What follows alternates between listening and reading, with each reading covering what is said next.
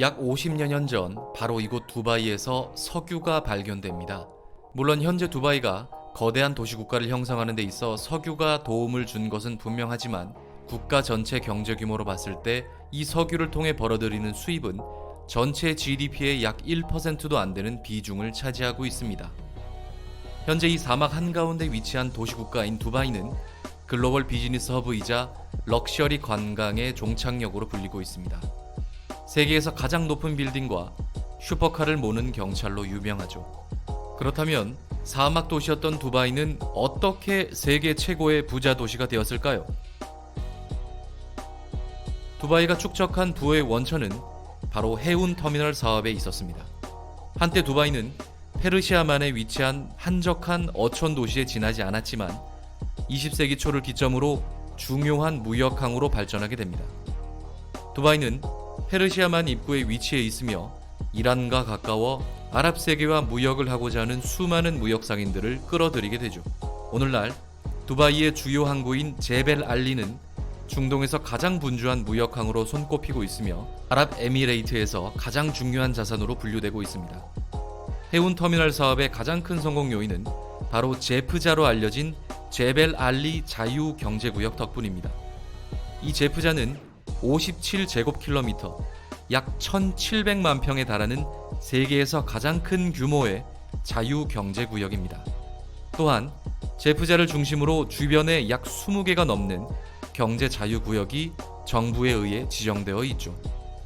이러한 자유경제구역들은 당연하게도 막대한 규모의 조세 감면, 관세 면제를 시행하고 있으며 외국인의 소유권 제한과 같은 허들이 전혀 존재하지 않습니다. 그리고 이 모든 잘 갖춰진 인프라들이 간소한 조직 구조를 갖춘 독립적인 행정기관에 의해 빠르게 운영되고 있죠. 현재 제프자 자유경제구역 내에 위치한 수천 개의 외국 기업들은 아랍에미레이트 전체 외국인 투자의 20% 이상을 차지하고 있습니다. 두바이 전체 GDP의 21%, 그리고 연간 90조 원 규모의 무역 거래를 담당하고 있는 제프자 자유경제구역은 현재 15만 명에 육박하는 인력을 고용하고 있기도 합니다. 두바이의 공격적인 도시 확장 정책은 물론 막대한 비용 부담을 초래하지만 아랍에미레이트는 세계에서 6번째로 이민 노동자들이 많은 국가이기도 합니다. 두바이 인구의 약 80%가 외국인 노동자로 구성되어 있죠. 이 노동자들의 대부분은 동남아시아 출신 건설 인부들로 낮은 임금과 장시간 노동, 그리고 열악한 근로 환경에 시달리고 있습니다. 그리고 꽤 많은 수의 고용주들이 여권을 압수해 돌려주지 않았기 때문에 고국으로 돌아가지 못하는 사태도 빈번하게 발생했습니다.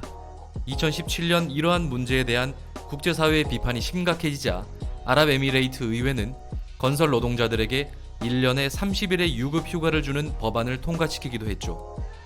이러한 제약들이 하나둘 생겨났음에도 불구하고 두바이의 통치자와 투자자들에게 이러한 저렴한 노동력의 존재는 분명 그들의 부를 폭발적으로 확대하는 데 큰 도움이 되었습니다.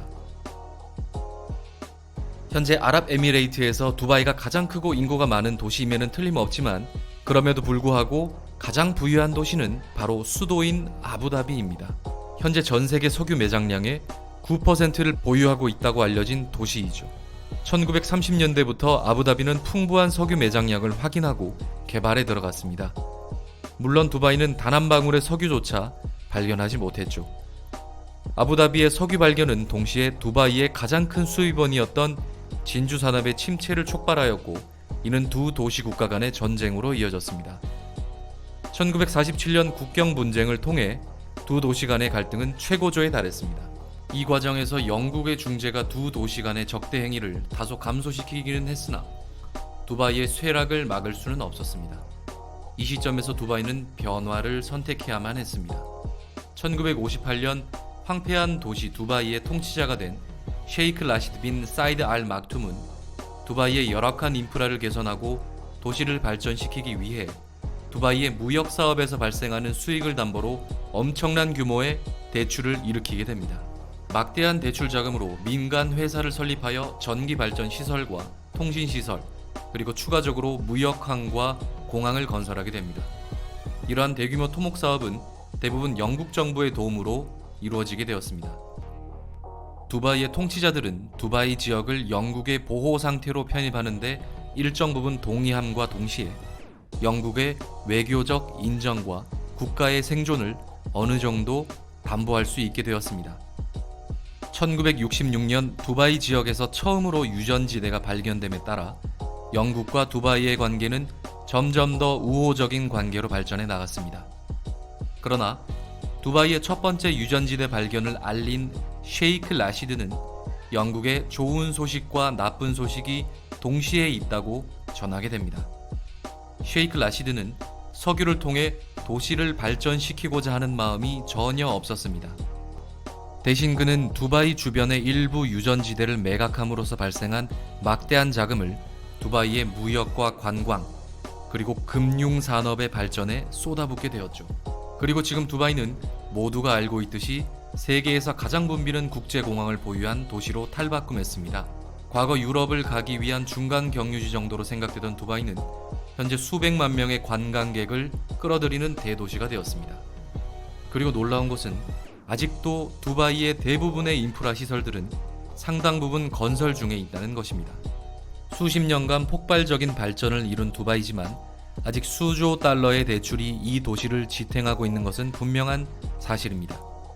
과연 셰이크 라시드의 도시의 운명을 건 도박이 두바이를 진정한 부자 도시로 만들어주게 될지, 아니면 두바이가 빚더미의 폐허로 변해갈지는 아직 지켜봐야 할 문제인 것 같습니다. 감사합니다. 자본의 역사학이었습니다.